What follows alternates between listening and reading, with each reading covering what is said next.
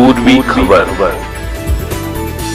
2026 की विधानसभा चुनाव को देखते हुए सभी पार्टियों की तरफ से लगातार तैयारियां की जा रही है। भारतीय जनता पार्टी की तरफ से भी तैयारियों में कोई कमी नहीं रखी गई है।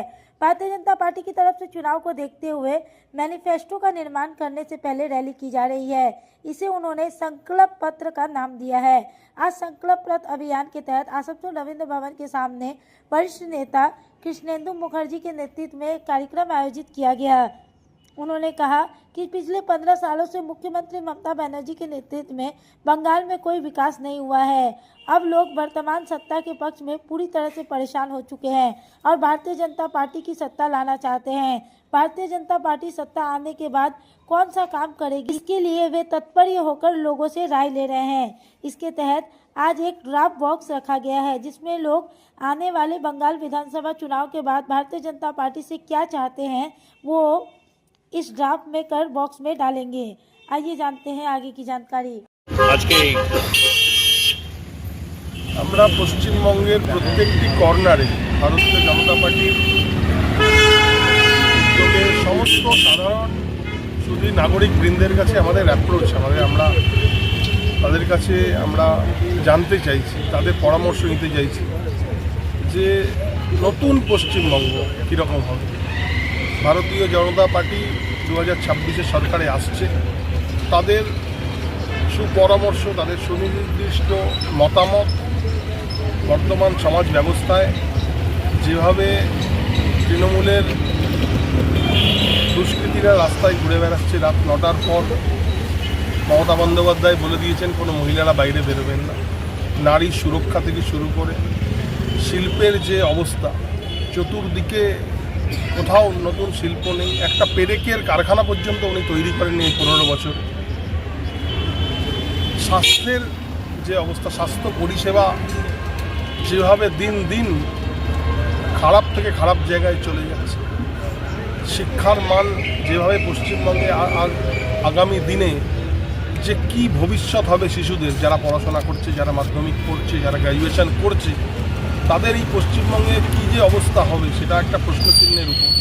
এই সমস্ত ব্যবস্থা যেভাবে পশ্চিমবঙ্গ দিনে দিনে সারা ভারতবর্ষের সমস্ত রাজ্য থেকে পিছিয়ে পড়েছে, সেটার জন্য 2026-এর পরিবর্তনে মানুষের মতামত কি, মানুষ কি বলতে চায়, মানুষ কি চায় আমাদের কাছ থেকে, সেটার জন্যই এই সংকল্পপত্রে আমরা তাদের কাছ থেকে সুনির্দিষ্ট মতামত নিয়ে এখানে ড্রপ বক্স তৈরি হয়েছে।